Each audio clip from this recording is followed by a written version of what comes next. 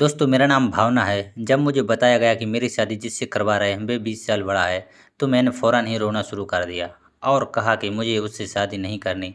पर मेरे घर वालों ने मुझे समझाया कि वह सरकारी नौकरी करता है, बहुत बड़ी पगार मिलती है, उसको ऊपर की कमाई भी है और आजकल ऊपर की कमाई के बिना कोई भी आराम से नहीं रह सकता।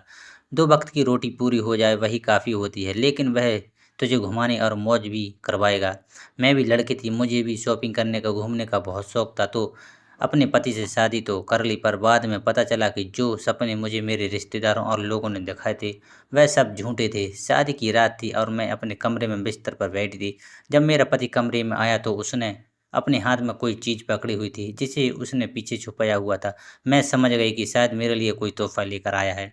मैं बहुत खुश हो गई। वह कहने लगा, जरा बिस्तर से उठो, तो मैं समझी मेरा पति काफ़ी रोमांटक लगता है। फ़िल्मी स्टाइल मुझे वह तोहफ़ा देना चाहता है। वह कहते हैं ना कि घुटनों पर बैठकर बीवी को फूल पकड़ाता पति, शायद वह मेरे लिए कोई तोहफ़ा ही लेकर आया था। मैं तो इस बात में भी खुश होती कि अगर मेरे लिए कोई फूल ही लेकर आया हो, क्योंकि उसके हाथ में जो चीज़ थी वह उसने छुपा रखी थी और काफ़ी बड़ी लग रही थी। मैं बिस्तर से हटकर एक तरफ खड़ी हो गई, तो वह आगे बढ़ गया। उसके बाद उसने बिस्तर के ऊपर जो किया वह देखकर मेरी आँखें फटी की फटी रह गईं, क्योंकि वह आगे बढ़ा और उस सफ़ेद चादर को बिस्तर के ऊपर रखने लगा। उसके हाथ में कोई तोहफ़ा नहीं बल्कि एक सफ़ेद चादर थी। हमारे कमरे को शायद मेरे पति के किसी रिश्तेदार की पत्नी ने सजाया था, और जैसे कि कमरे को सजाया जाता है उसी तरह सजाया हुआ था। बिस्तर पर बहुत अच्छी प्यारी सी लाल रंग की चादर थी, लेकिन वह इस चादर के ऊपर एक बिल्कुल उजली सी सफ़ेद चादर बिछाने लगा। जब चादर अच्छी तरह बिछा दी गई तो मुझे कहने लगा कि अब इस पर बैठ जाओ। मुझे उसकी बात समझ तो आ गई थी, लेकिन ठीक तरह से नहीं।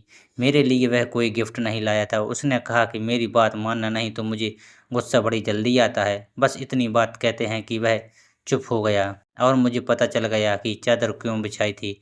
लेकिन यह तो भगवान की कृपा थी कि उसे बोलने के लिए कुछ नहीं मिला।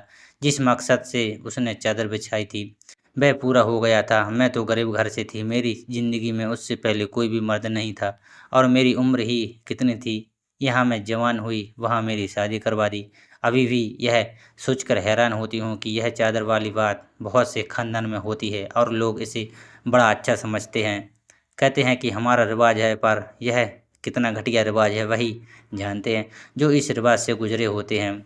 मैं जब अपनी अम्मा से मिली तो मैंने उनको यह बात बताई और मैं रो पड़ी। मैंने कहा कि ऐसे मुझे चेक किया उसने, परीक्षा ली मेरी। यह बहुत बुरी बात है। अपनी शादी की रात के बाद मैं सदमे में और अपमान की भावना से जूझ रही थी। मैं अपनी माँ से मिलने गई और उन्हें पूरी घटना बताई।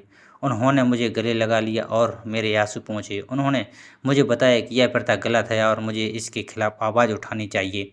मैंने अपने पति से बात करने का फैसला किया। मैंने उन्हें बताया कि मुझे परीक्षा वाली बात कितनी बुरी लगी और मैंने उन्हें इस प्रथा के खिलाफ अपनी भावनाएं व्यक्त की।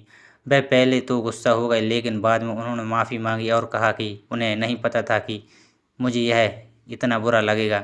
मैंने अपने पति को समझाया कि यह प्रथा महिलाओं के लिए अपमानजनक है और इसे ख़त्म करने की ज़रूरत है।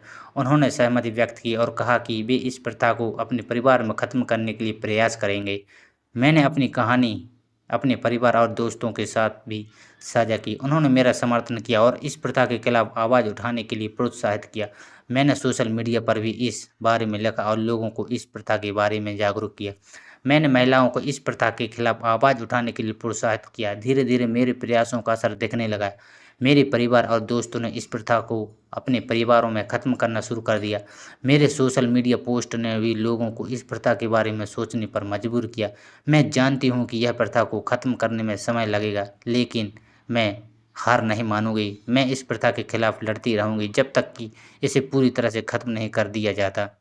दोस्तों, कहानी कैसी लगी कमेंट बॉक्स में ज़रूर बताएं। धन्यवाद।